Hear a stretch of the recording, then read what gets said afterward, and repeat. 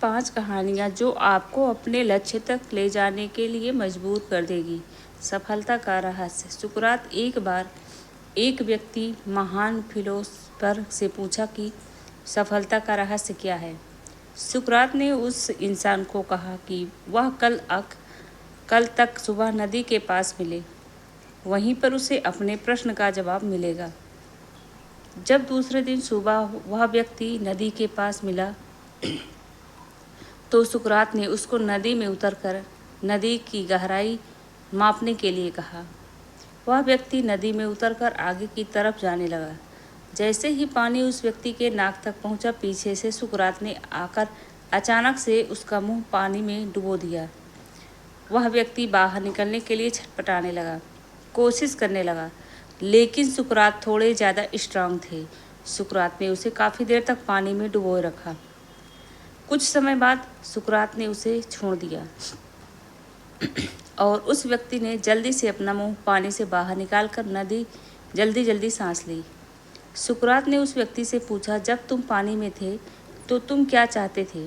व्यक्ति ने कहा, जल्दी से बाहर निकलकर सांस लेना चाहता था। सुकरात ने कहा, यही तुम्हारे प्रश्न का उत्तर है।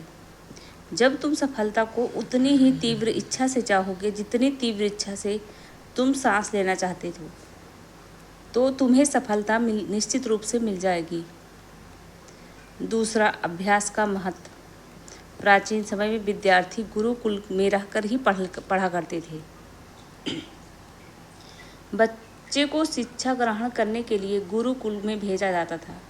बच्चे गुरुकुल में गुरु के सानिध्य में आश्रम की देखभाल किया करते थे और अध्ययन भी किया करते थे। भरतराज को भी सभी की तरह गुरुकुल भेज दिया गया। वहाँ आश्रम में अपने साथियों के साथ घुलने मिलने लगा, लेकिन वह पढ़ने में बहुत ही कमज़ोर था। गुरुजी की कोई भी बात उसके बहुत कम समझ में आती थी। इसी कारण सभी के बीच वह उपहास का कारण बनता था। उसके सारे साथी अगली कक्षा में चले गए, लेकिन वो आगे नहीं बढ़ पाया। गुरुजी ने भी आखिर हार मानकर उसे बोला, बेटा भरतराज, मैंने सारे प्रयास करके देख लिए हैं। अब यही उचित होगा कि तुम यहाँ अपना समय बर्बाद मत करो। अपने घर चले जाओ और घर वालों की काम में मदद करो। भरतराज ने भी सोचा कि शायद विद्या मेरी किस्मत में नहीं है, और भारी मन से गुरुकुल से घर के लिए निकल गया। दोपहर का समय था। रास्ते में उसे प्यास लगने लगी।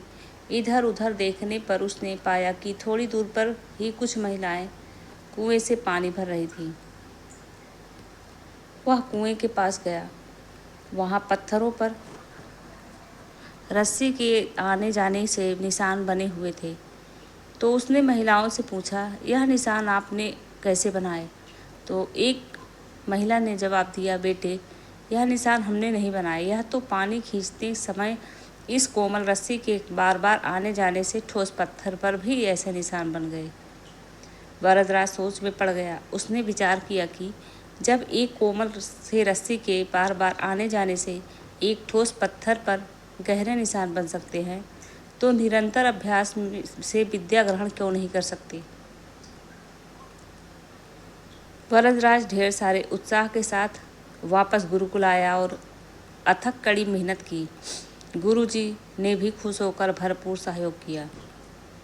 कुछ ही सालों बाद यही मंदबुद्धि बालक भरतराज आगे चलकर संस्कृत व्याकरण का महान विद्वान बना, जिसने लघु सिद्धांत कौमुदी, मध्य सिद्धांत कौमुदी, सार सिद्धांत कौमुदी, गीवर्णा पदमंजरी की रचना की।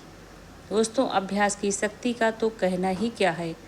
यह आपके हर सपने को पूरा करेगी। अभ्यास बहुत ज़रूरी है, चाहे वो खेल में हो या पढ़ाई में हो या किसी और चीज़ में। बिना अभ्यास के आप सफल नहीं हो सकते हो।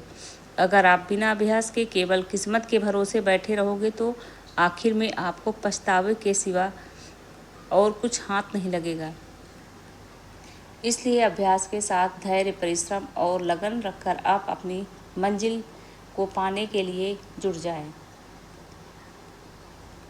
तीसरा, अभिनव बिंद्रा, जिद और जुनून ने दिलाया गोल्ड।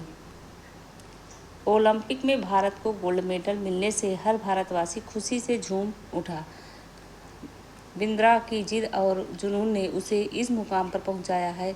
बैंकॉक में हुए वर्ल्ड शूटिंग चैंपियनशिप में बिंद्रा की टीममेट रही इंटरनेशनल शूटर श्वेता चौधरी ने कहा कि बिंद्रा ने जो कहा वह कर दिखाया।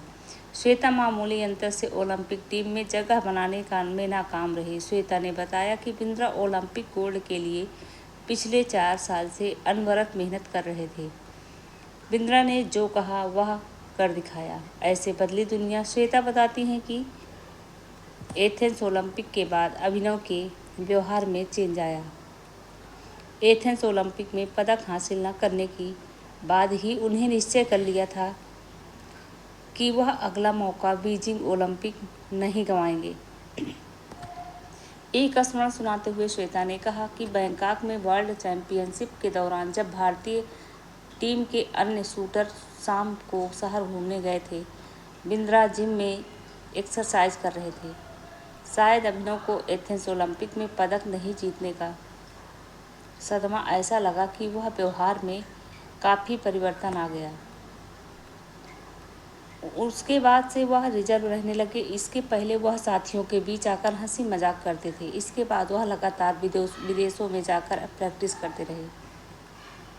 श्वेता ने बताया कि बिंद्रा ने स्वयं ही अपने लिए प्राइवेट कोच, पादकलाजिस्ट व फिजियो नियुक्त किया था। इसके बावजूद छोटी प्रतियोगिताओं में उनके मेडल ने जीतने पर कई बार उनकी आलोचना भी हुई, परंतु उनको जानने वाले जानते थे कि अभिनव में वह क्षमता है जो वक्त आने पर बड़ी प्रतियोगिता में अवश्य दिखेगा।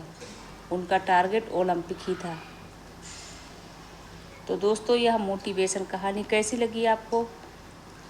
पसंद आई होगी तो लाइक कीजिएगा, शेयर कीजिएगा, कमेंट कीजिएगा और वीडियो को सब्सक्राइब जरूर कर दीजिएगा। बेल आइकन घंटी प्रेस कर दीजिए।